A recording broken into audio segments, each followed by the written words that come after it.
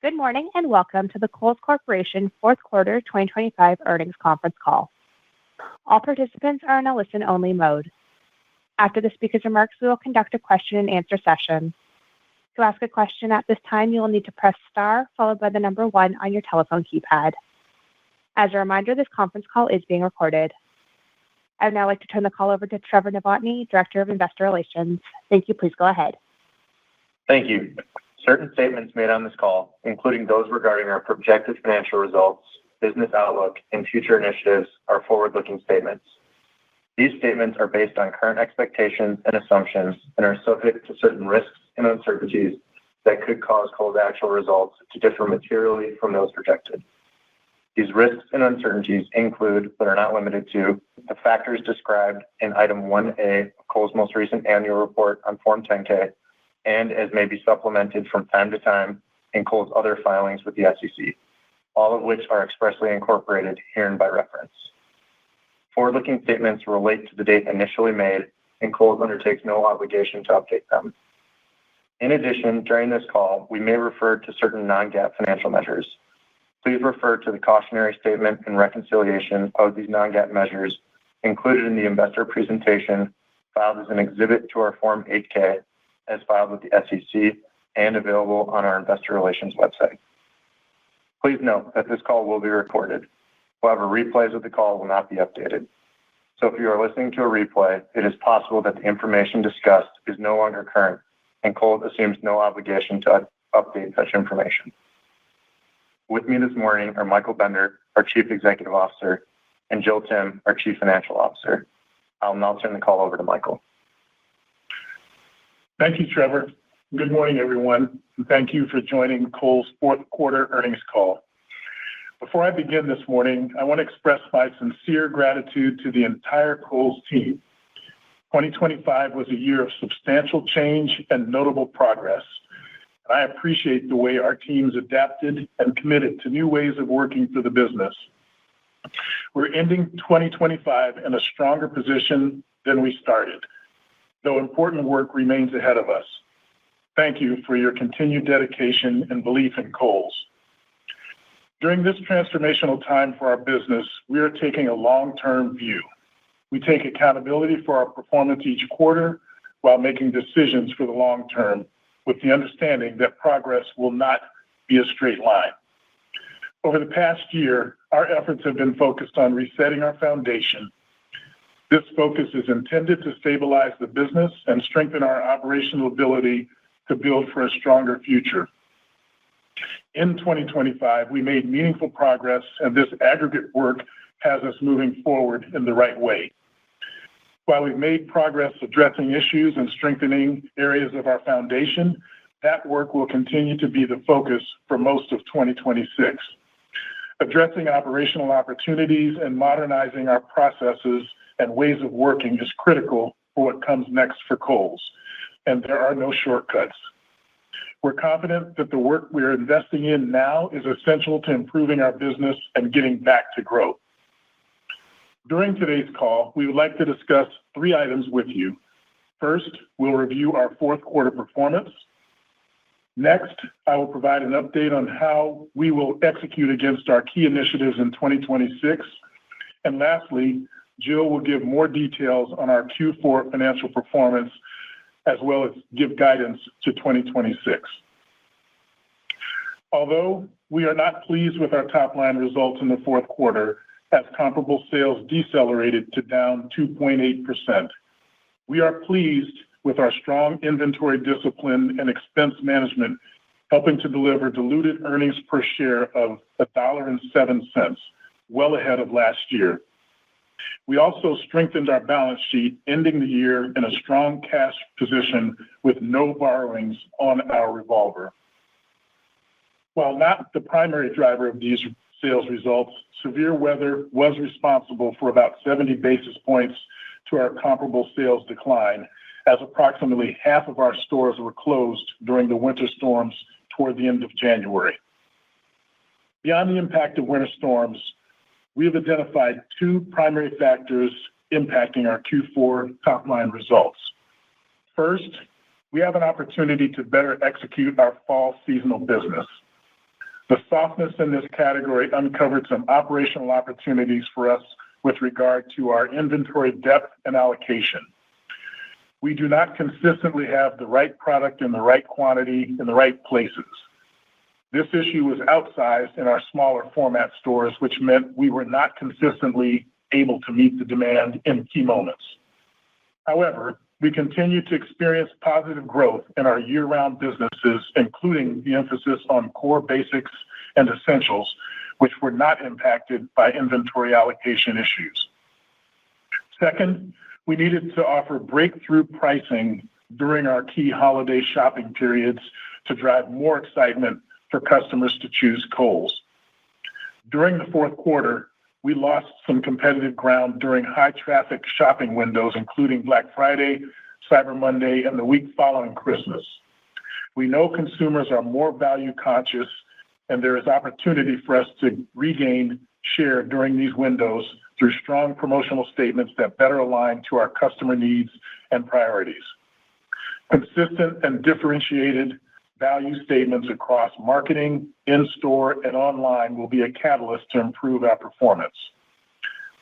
While acknowledging and addressing these issues from Q4, we remain committed to the path we're on to improve the business. This year, we made significant progress, resulting in a 300 basis point improvement in our comparable sales from last year. There were a number of areas that drove progress this year, beginning with our Kohl's card customer, who improved 120 basis points from the third quarter, now running down mid-single digits. While this performance is not where we ultimately want it to be, we are encouraged by the significant progress we've made from the first half of the year, where these shoppers declined in the mid-teens. The re-engagement of this shopper is instrumental to Kohl's long-term success, as they are the most productive customer we serve. Additionally, we remain pleased with the performance of our non-Kohl's card customers and new customer acquisition. Overall, we are proud of the progress we've made toward re-engaging our Kohl's card customers while continuing to attract and serve new customers. Next, we have made solid progress across our proprietary brand portfolio.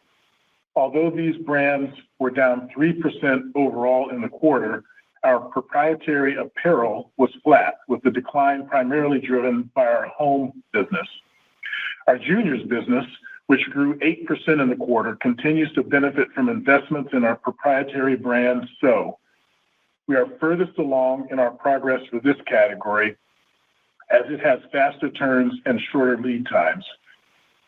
We're excited about taking this momentum from the juniors business and expanding the efforts throughout the remainder of the women's category.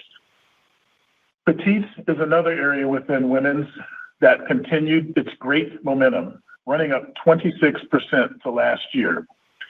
This category benefited from the in-store presence we built with key proprietary brands LC Lauren Conrad and Simply Vera Wang. Our men's and kids departments also showed strength in proprietary brands, both running positive comps in the fourth quarter. This strength was driven by brands like Flex, Tech Gear, Jumping Beans, and Apartment 9. Our home business underperformed largely due to softness in seasonal decor, particularly within our proprietary brands. We bought too deep, which limited customer choice for the various holiday celebrations. We also have an opportunity to be more competitive by offering better value through sharper price points and key seasonal items. Moving to the remaining lines of business, the accessories business continues to outperform. Our Sephora business grew 2%, with comparable sales improving to flat in Q4. This was driven by our expanded holiday gifting sets and continued strength in our fragrance and hair care categories, led by brands such as YSL, Valentino, and Kayali. Excluding Sephora, our accessories business increased low single digits, led by the expansion of Impulse to nearly all doors in Q3, helping deliver over a 40% comparable sales increase versus last year. We also saw positive performance in our jewelry business with strength in our fashion and bridge jewelry. Our footwear business underperformed the company due to softness in active footwear and boots. We expected our boots business to remain soft in the fourth quarter and proactively reduced our buys based on pricing expectations. The strength in dress and casual footwear across men's and women's businesses partially offset this category softness. Beyond our category performance, it is also important to acknowledge that the consumer is behaving differently in this challenging macroeconomic environment. We know our core low to middle income customers continue to face financial pressure and they are seeking value. As we expect this customer behavior to persist, we are adapting our strategies to ensure we are delivering great value to better serve this customer. We have taken immediate action to address the opportunities and to build upon our strengths. As we move into 2026, we will continue to work on our key initiatives. This work is essential for setting up Kohls for long-term success and will take time.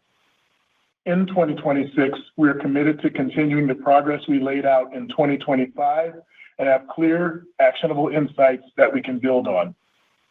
Starting with our first initiative, offering a curated and more balanced assortment that fulfills the needs across all our customers. As we work through our merchandise strategies, our goal is to invest in key styles and categories while reducing redundancy to ensure we have a purpose behind each product and brand. By exiting out of unproductive styles and offerings, we can reinvest into higher turning items to drive a more balanced assortment. In our apparel businesses, we're focused on increasing our investment into our basics while also right-sizing our assortment offering in trending categories. By strengthening our core apparel business category, we ensure that our customers can consistently rely on us for the essential, high-quality items they need for daily life. In addition to our core business, we continue to find ways to curate our assortment into more fashion and relevant categories such as denim, dress, and activewear.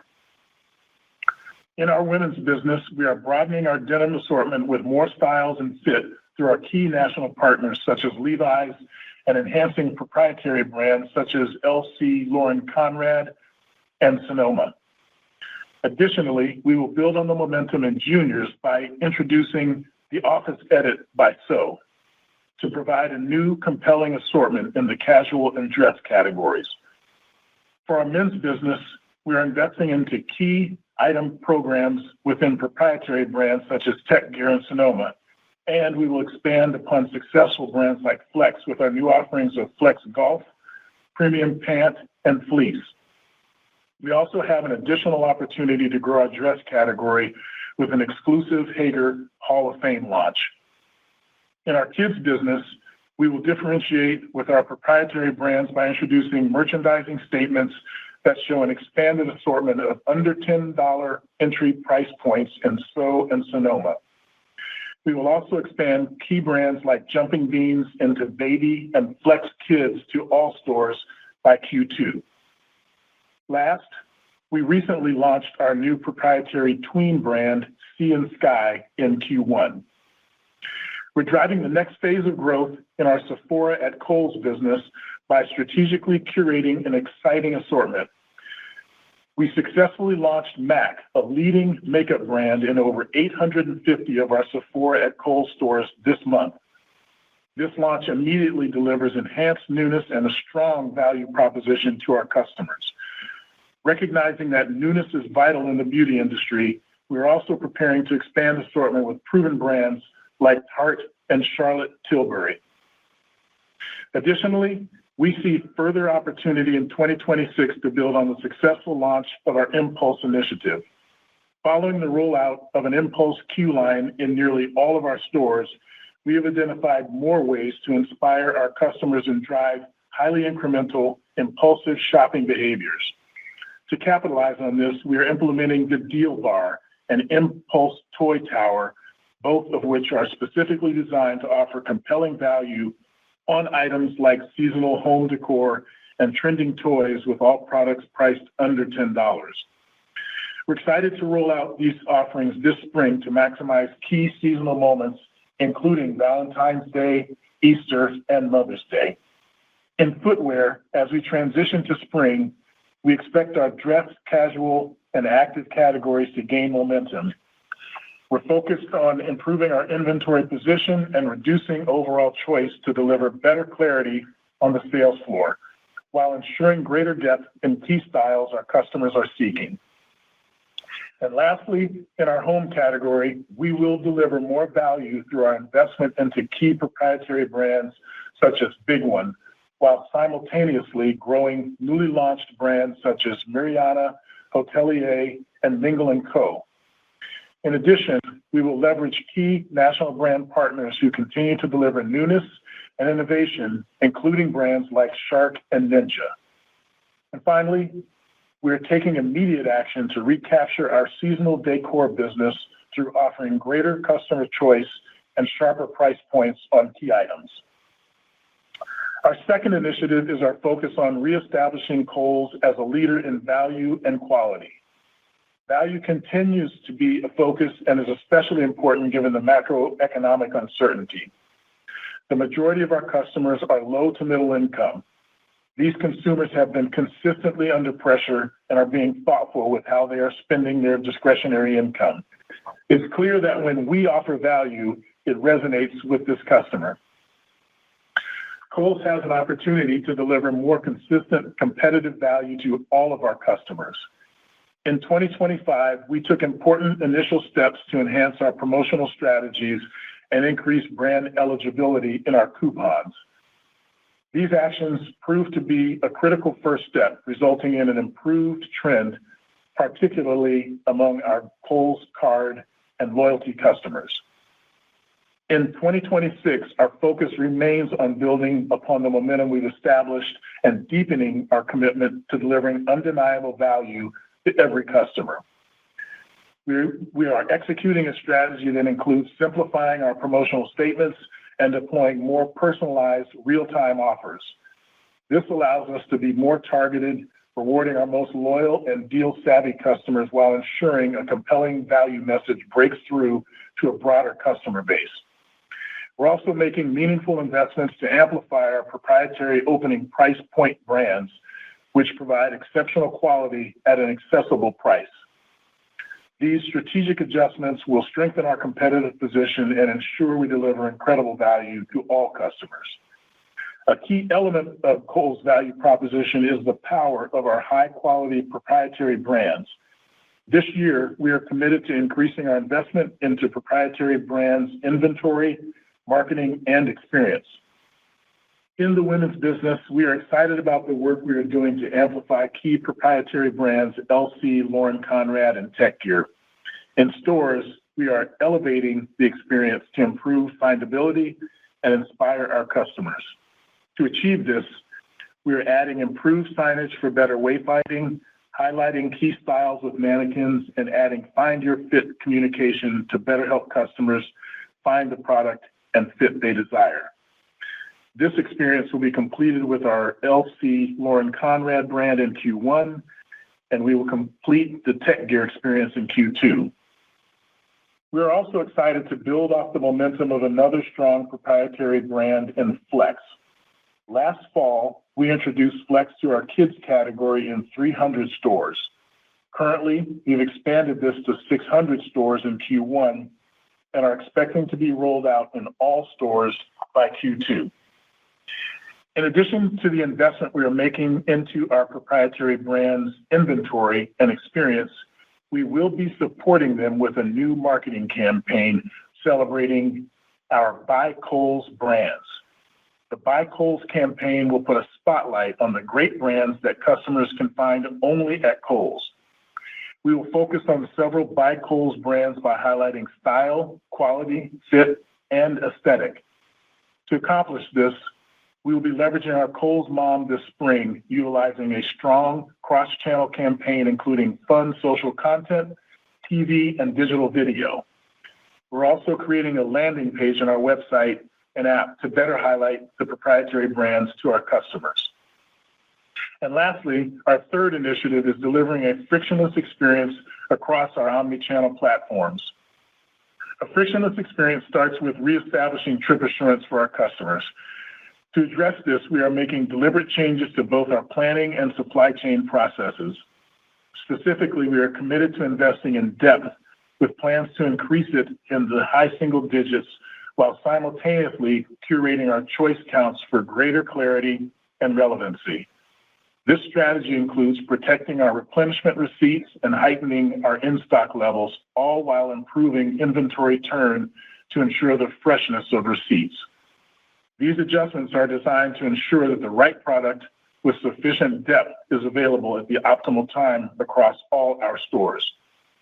Encouragingly, we are already yielding positive results from the implementation of some of these disciplines. We successfully executed a substantially smoother transition of our spring receipts heading into 2026, and our spring seasonal categories have started strong. To complement our investments in clarity and depth, we are focused on delivering a more consistent shopping experience through improved inventory allocation, which directly strengthens our omni-channel performance.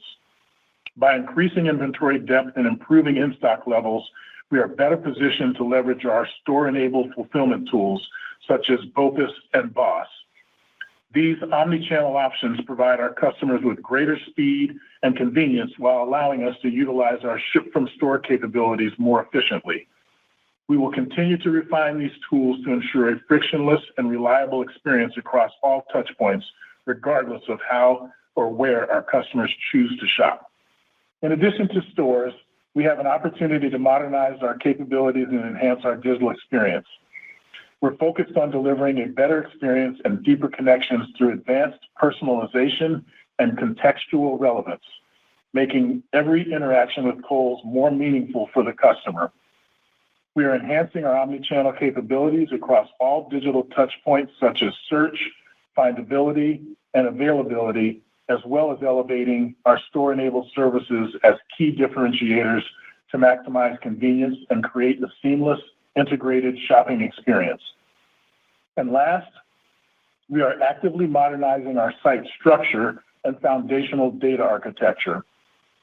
This ensures our digital ecosystem is discoverable, high-performing, and fully prepared for a future driven by AI and agent technology. Now, before I hand the call over to Jill, I would like to reinforce my perspective on the year. We've made meaningful progress in strengthening our foundation, and I'm confident that we are on the right path. While our fourth quarter results presented clear opportunities, we have already taken immediate action and are poised to build upon the strengths we have established. We're leaving 2025 in a measurably stronger position than when we entered it, and we are unwavering in our commitment to driving continued progressive improvements throughout 2026. I will now turn the call over to Jill. Thank you, Michael. For today's call, I will provide additional details on our fourth quarter results and outline our fiscal year 2026 guidance. Net sales declined 3.9% in the quarter and 4% for the year. Comparable sales declined 2.8% in Q4 and declined 3.1% for the year. The decline was primarily driven by a decrease of transactions, specifically in stores. Store sales declined mid-single digits for both fourth quarter and the full year, primarily due to a decline in transactions. Additionally, as Michael noted, our stores experienced a negative impact in January due to unforeseen weather conditions. Digital sales grew low single digits in the fourth quarter and were flat for the year. This performance was primarily driven by higher traffic, offset by lower conversion. We are pleased to have established a critical point of stability, ending the year flat. However, our goal was to drive a more substantial growth in Q4, following the headwinds of the previous year. Our digital business has a higher penetration of our Kohl's Charge customer, and although we are seeing improvement in this customer performance, it is still down mid-single digits, pressuring our digital business.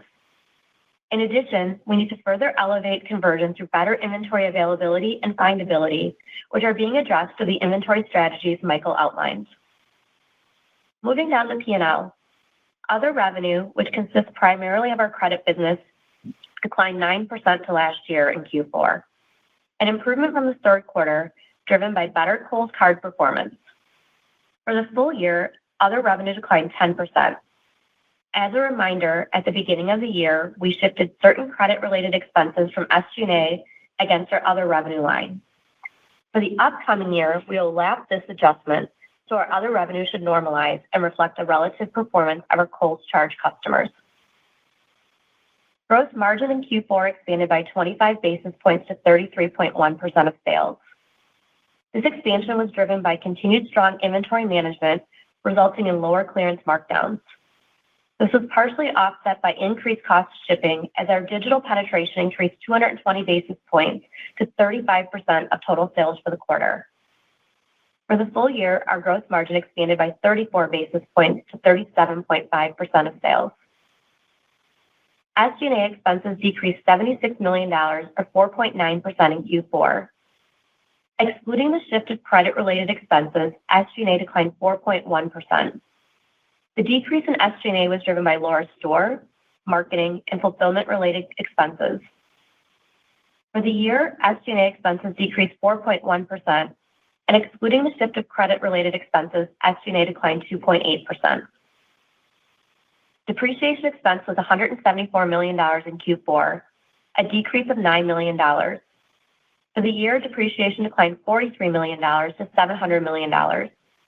The decline was mainly driven by closures of stores and one of our e-commerce fulfillment centers last year. Interest expense was $59 million in the fourth quarter and $288 million for 2025. This was a reduction of $15 million for the quarter and $31 million for the full year. The decrease was a result of the execution of an open market debt repurchases at a discount of $11 million in the fourth quarter and lower utilization of the revolver throughout the year. Our tax rate was 18% in Q4 and an adjusted tax rate of 16% for the full year. Adjusted net income in the fourth quarter was $125 million, resulting in adjusted diluted earnings per share of $1.07.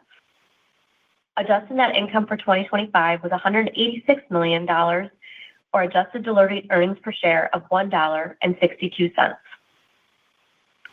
Moving on to the balance sheet and cash flow. We ended the year with $674 million of cash and cash equivalents, an increase of $540 million from 2024. Inventory decreased approximately 7% compared to last year. Our disciplined inventory management has enabled the more timely flow of transitional receipts, positioning us with stronger, fresher spring inventory as we enter 2026. Operating cash flow was $750 million in Q4 and $1.4 billion for the full year, a $700 million increase from 2024. Our capital expenditures were $64 million in Q4 and $372 million for the year. In addition, we achieved our goal of fully exiting the revolver with no borrowings at the end of the year, and we further deleveraged our balance sheet by buying back $87 million of long-term debt at a discount to par value during the quarter. In 2025, we returned $56 million to shareholders through our quarterly dividends. And as previously disclosed, the board, on February 25th, declared a quarterly cash dividend of 12.5 cents per share, payable to shareholders on April 1st. Now let me provide details on our outlook for 2026. We believe the actions we are taking, as well as the strategic initiatives laid out by Michael, will allow us to continue making progressive improvements for the business in 2026. Our outlook reflects our confidence in our ability to execute against these initiatives with great discipline, while considering the uncertain macroeconomic environment we continue to operate in. We remain cautious as our core, low to middle-income customers remain choiceful with their discretionary spending. Our outlook for 2026 is as follows. For the full year, we currently expect net sales and comparable sales to be in the range of a 2% decrease to flat versus 2025. Operating margins to be in the range of a 2.8% to 3.4%, and earnings per share to be in the range of $1 per share to $1.60 per share. Now let me share some additional guidance details. We expect other revenue to be down 4% to 6%.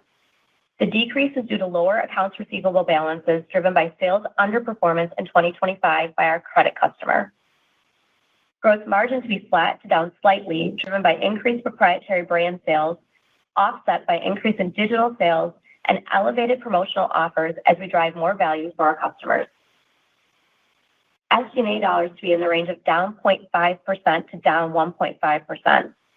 These savings will be driven by lower store payroll, marketing, and supply chain costs. Depreciation and amortization of $700 million, interest expense of $285 million, and a tax rate of 22%. We will continue to manage inventory tightly and expect inventory to be down low to mid-single digits, and capital expenditures to be in the range of $350 million to $400 million. As we anticipate the new initiatives to take time to have an impact, we expect sales to build throughout the year. And although we are pleased with our start to Q1, specifically in our spring seasonal and year-round businesses, there's a lot of quarters still ahead of us. We expect Q1 comparable sales to be down low single digits, with the remaining metrics balanced by quarter. With that, Michael and I are happy to take your questions at this time. As a reminder, to ask a question, please press star followed by the number 1 on your telephone keypad. Our first question comes from Chuck Grom from Gordon Haskett. Please go ahead. Your line is open. Hey, thanks very much. Can you just talk about the Buy Kohl's campaign that you're going to launch this spring, what it's going to involve? And then laterally, what's your expectations for comps in 2026 amongst your Kohl's cardholder, given the recent improvement that you saw in the back half of 2025?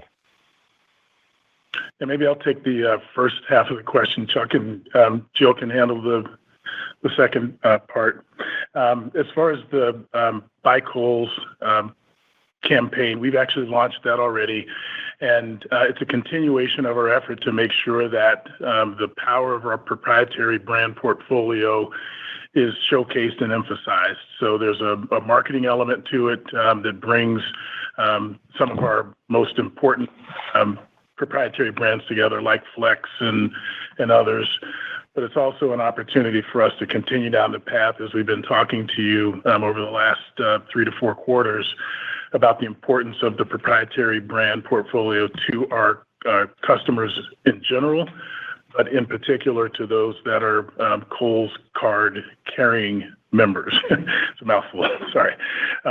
And so it's an important first step for us to be able to, or next step for us to be able to showcase those brands in a way that elevates them, allows us to tell stories in an inclusive manner across both of our platforms of stores as well as digital.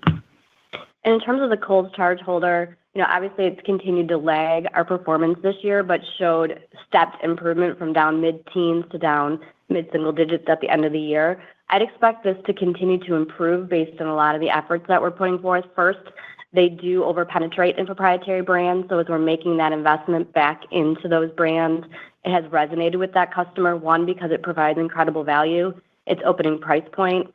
We also need to restore the trip assurance with this customer, so investing back into depth will help with that as well, so when they come in, they can find what they're looking for.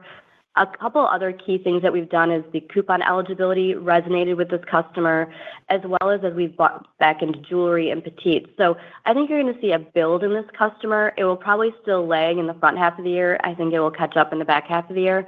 The good news is our non-Kohl's charge customer has been running positive, and we continue to see new customer acquisition up as well. So those are definitely driving our business. We just need to get this customer back into parity with our comps, and I think that'll happen more in the back half of the year as some of these new initiatives start resonating more with that customer. Okay, great. And then just on the credit revenue line, you're guiding down 4 to 6. Is there any geographical shift across the P&L that's happening? Or just explain why you expect it to be down. And then just, bigger picture, is there a way to size up how much of an impact the shift away from your proprietary brands over the past handful of years has actually had on your credit business, given that I believe that the cardholders likely over-index to own brands versus national? Just trying to understand the implications from credit because of the shift away from mix in recent years, and I guess the opportunity that indirectly presents.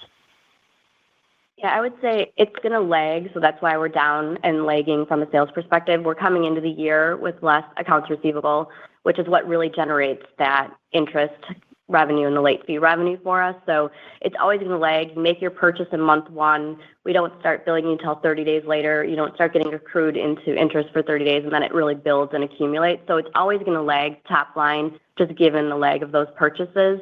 I would agree. As we move into proprietary brands, they definitely over-penetrate into that category. We were really void of an opening price point in our store over the last couple of years because we hadn't invested into proprietary brands, and this customer is finding that value elsewhere. The good news is she continued to shop us. We just got less frequency from this customer. So as we've brought back coupons, as we've brought back proprietary brands, we're starting to see that reaction to our customer, which is really what is driving that 120 basis point improvement in that comp from Q3 to Q4, and really moving from down mid-teens to down mid-single digits by the end of the year. So big improvement. We continue to expect to see improvement, but it will lag on that credit revenue line just because of how the interest and late fees accrue to the balances. Got it. Thanks a lot. Thanks, Chuck. Our next question comes from Mark Altschwager from Baird. Please go ahead. Your line is open. Thank you. Good morning. Michael, you outlined several initiatives today. Which of these do you view as the most immediate catalyst for recapturing market share in 2026? Furthermore, how should we think about the scaling here where these assortment pivots and other initiatives provide enough lift to drive a return to comp growth? Yeah, thanks for the question, Mark. I would say just carrying on Jill's commentary around proprietary brands, that's been a significant focus for us in the past, call it 8 to 9 months or so, in terms of restoring what we believe to be the proper balance. And again, we're not targeting a specific number that we're looking for from a mix perspective, but proprietary brands, for a number of different reasons, are really a focus for us in bringing and restoring the activity that we need with our customer. Jill mentioned the importance of the Kohl's credit card carrying customer. They index heavily toward proprietary brands, so that'll be a big focus for us. I think also beyond that, making sure that the continuation of the brands that we will be pushing forward, both national as well as proprietary, will be a big part of that. Our focus right now also is on making sure that we provide, I'll say, maximum value to our customers. And so you're seeing us offer more in the way of, call it $10 and under items. So look at toys as an example. We have a toy tower that we're rolling out to stores that has price points $4.99, $7.99, $9.99. And then the deal bar, which we've recently rolled out as well, which if you walk into the entry of our store, provides another impulse opportunity and a pickup for customers beyond what you can see as you're checking out in our queue line. So those are just a couple of examples of where we're focused right now, and more to come. Thank you. And Jill, to follow up on the EBIT margin guidance, calling for about 50 basis points of compression at the low end, what specific headwinds are captured in that lower end, that 2.8% floor? What are you incorporating in terms of changes to tariff rates, if any, and just any further color you can provide on the expected cadence for the year on EBIT margin would be helpful. Thank you. Yeah, I think the biggest thing from an EBIT is on the down two, it's just harder to leverage our SG&A costs, just given the fixed cost nature of our business. So I think we've done a really incredibly good job of bringing down our expenses over the last couple of years. We'll continue to operate with that discipline into 2026 as well. But I think it just puts pressure on the EBIT expansion. Obviously, at flat, we're expanding the margin. So I think that shows our discipline in terms of how we're managing expenses, that we are able to have some expansion on the top end of the guidance. From a margin perspective, I think we've managed our tariffs incredibly well. We've actually offset that. So I do want to give a shout out to our sourcing and buying teams and how they've managed this dynamic environment in terms of still being able to expand our margin this year by over 30 basis points and 25 basis points in the fourth quarter.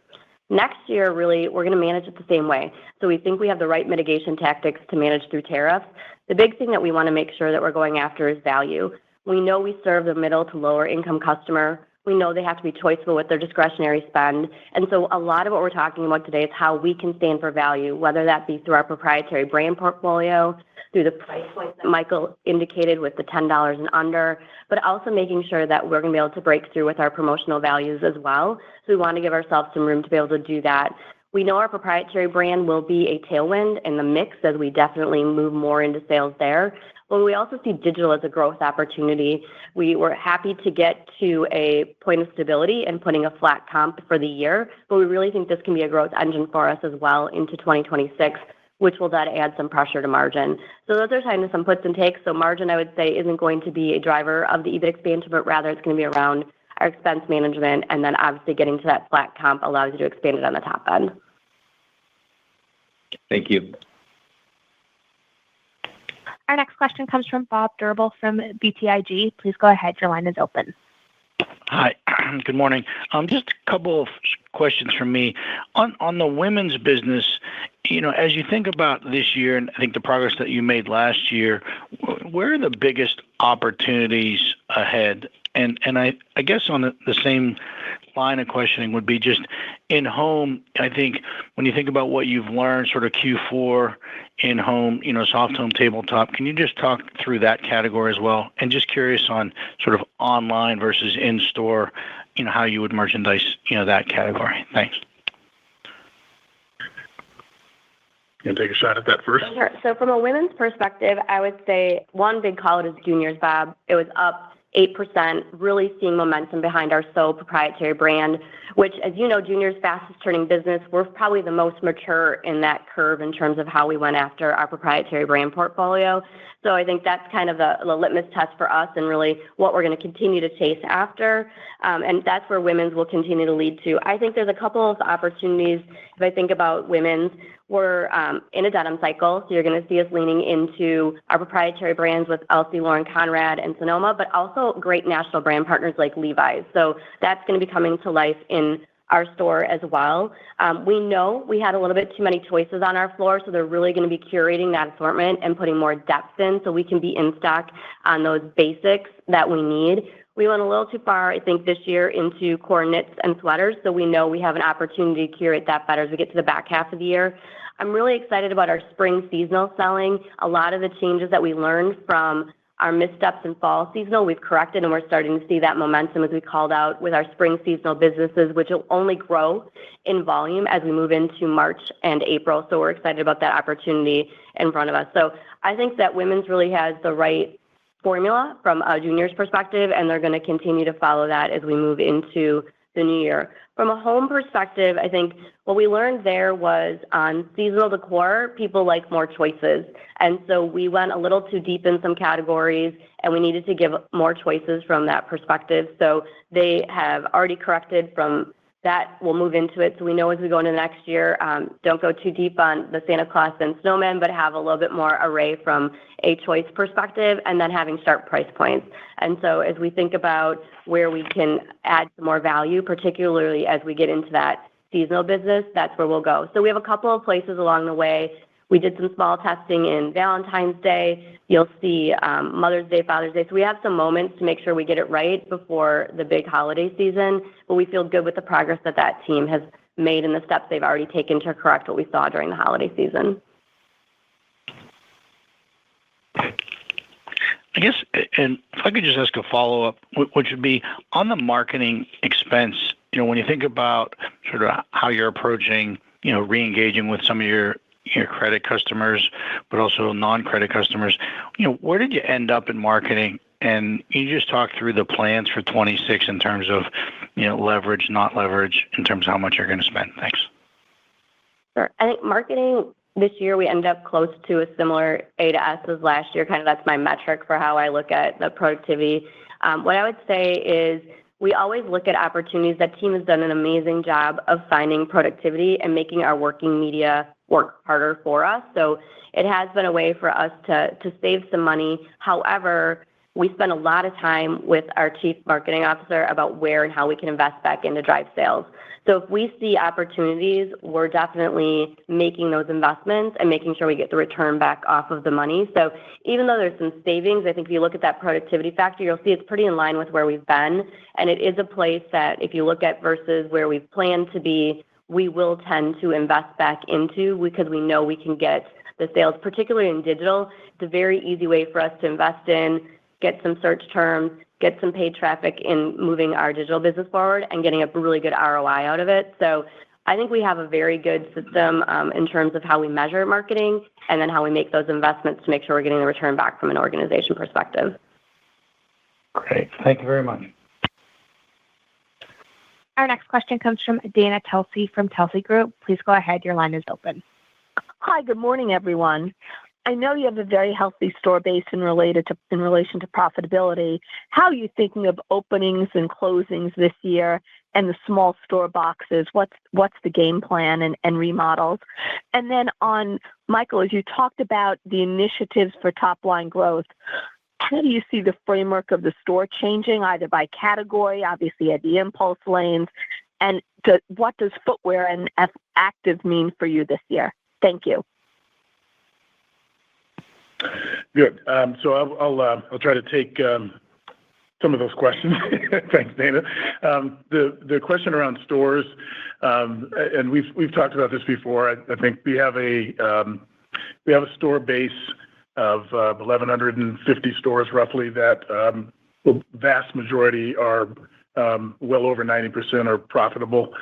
And as we look at that store base on an annual basis, we'll continue from a hygiene perspective to make sure that we believe that those stores are positioned in the right spot and delivering what we need. So I would not anticipate any sort of grand plan of saying we're taking stores out or adding stores at this point.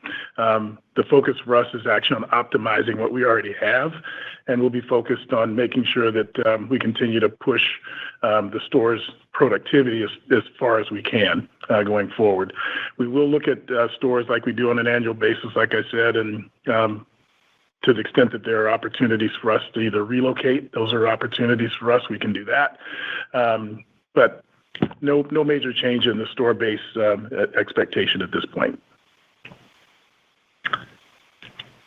And then as far as footwear, do you want to cover? I think on footwear, if footwear is doing well from a dress casual perspective, and we're seeing some green shoots there, particularly like in sandals. We knew boots was going to be tough. We bought that down just given the exposure to tariffs in that category. So that was an anticipated piece.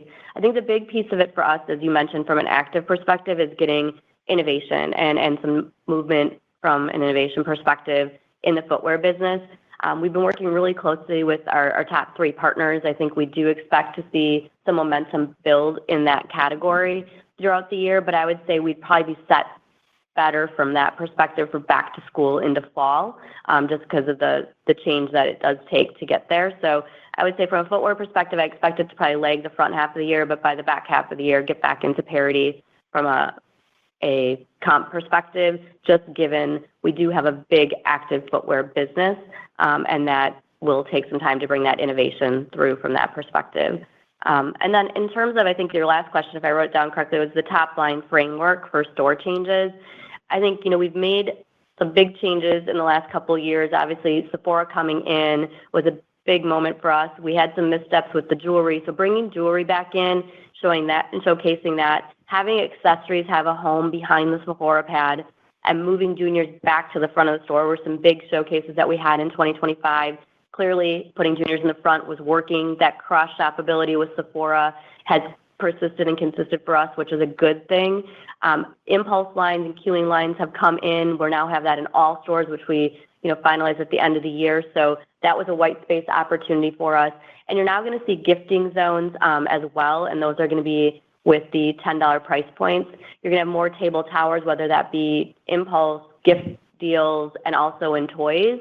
And then we did some in-store showcases of our proprietary brands. So you'll see if you come in, we are showing more around Lauren Conrad. So you're going to have elevated signing, mannequins, really a much more curated assortment. That should be in stores now.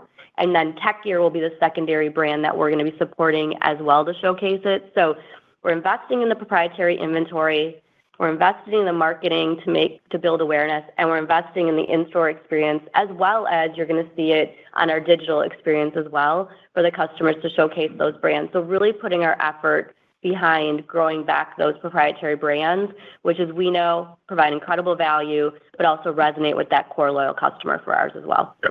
And Dana, just to add on to what Jill was saying, what you're hearing her talk about is trying to bring some fun and excitement back to particularly the store environment. So we've talked to you before about the storytelling nature of retail and what's important in being able to not only curate the right assortment, which is what our customers are asking for, but also do some storytelling. So whether it's the use of mannequins, the way we position an LC by Lauren Conrad brand, like Jill just mentioned in our stores, those are all important aspects of us being able to actually bring some fun back to the Kohl's environment and make sure that what we're offering is not just an item at a price, but also a story around it, so that whether it's the entire outfit that we can display and talk to from a mannequin standpoint, those are the kind of things that are important for us that we think will help enhance the experience in store for our customers as they engage with us. And then similarly online as well, telling that same story, so there's a pull-through of that thread all the way through the experience that a customer can have, whether they want to engage with us online or in-store, or all the different versions in between, like BOPUS and the rest. Thank you. You're welcome. Our next question comes from Oliver Chen from TD Cowen. Please go ahead. Your line is open. Hi, Michael and Jill.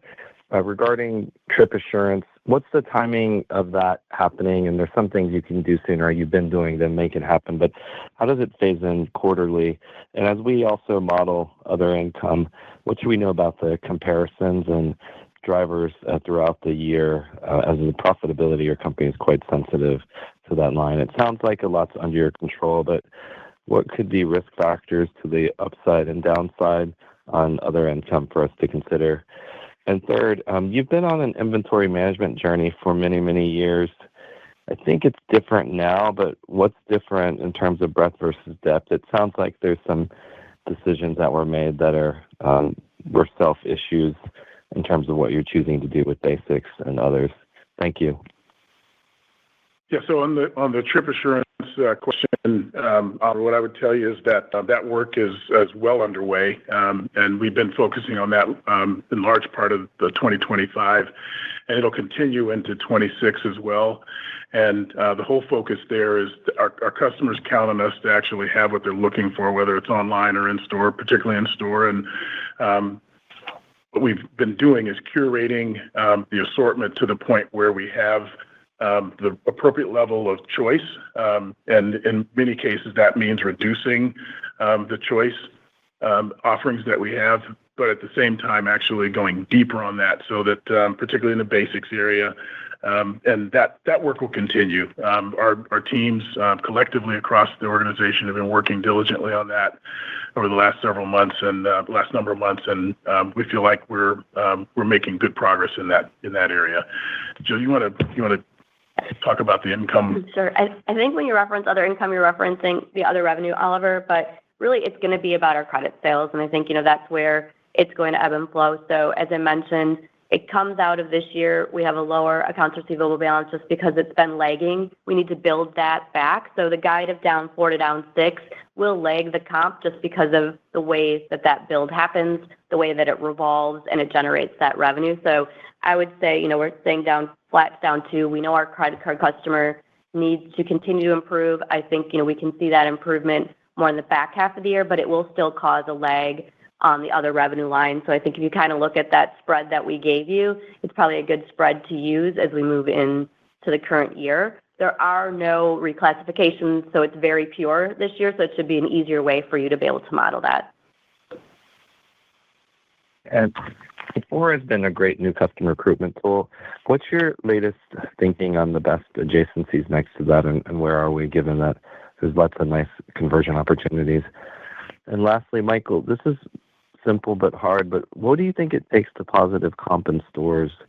Like, there are a lot of great things happening, but what's your visibility or your thoughts on which ones will be the critical drivers just to get back to positive comps on multiple years of negative comps? Thank you. Sure. On the Sephora question, we feel very good about the partnership there. In terms of the adjacencies, we have moved juniors across from Sephora, so we feel like that was a positive move and is paying dividends for us in terms of a customer coming in for Sephora purchase and then turning out and seeing what's available. That's a younger, oftentimes more diverse, more digitally savvy customer that comes in to shop for Sephora. And we want to make sure that the products that they see outside of the Sephora portion of the store are consistent with what they're looking for. And that move with juniors has been a big part of that. As far as getting back to growth, Oliver, I don't want to pinpoint a date and a time to say it's going to happen, but the kinds of things that we're doing in terms of the progression that we've been on over the past year in particular, but over the last couple of years, I would say, are, I think, indicative of the progress that we're making. We've mentioned proprietary brands. We've mentioned the culling of the curation of the assortment. Those are all things that we think are right.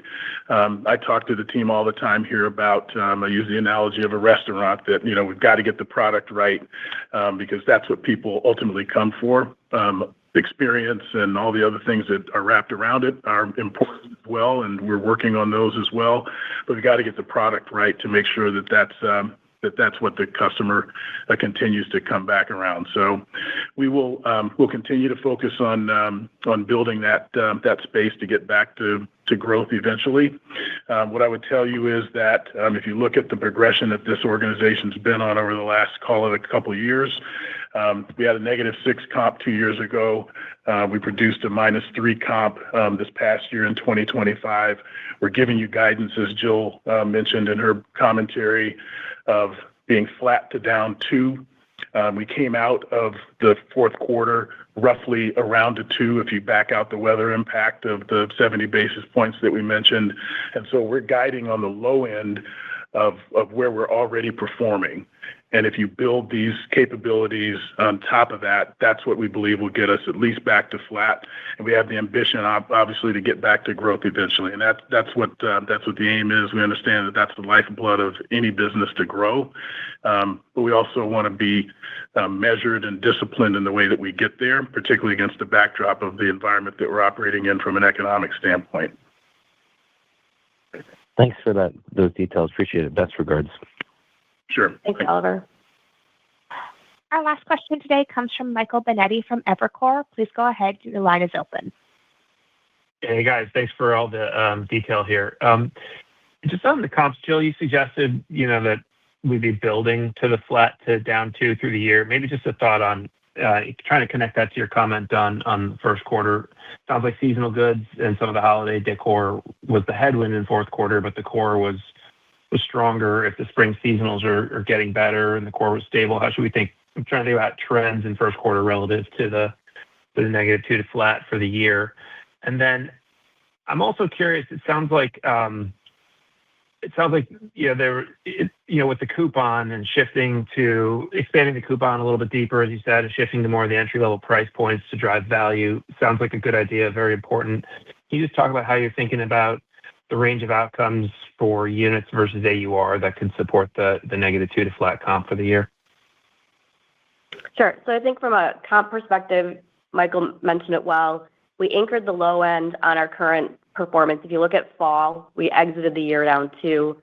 The flat shows that we're going to have progressive improvement throughout the year. So really, by starting at the low singles that I guided for Q1, you'd actually say your exit rate has to get positive to exit at a flat. So we do know we have to make some changes. Obviously, we had some missteps with fall seasonal.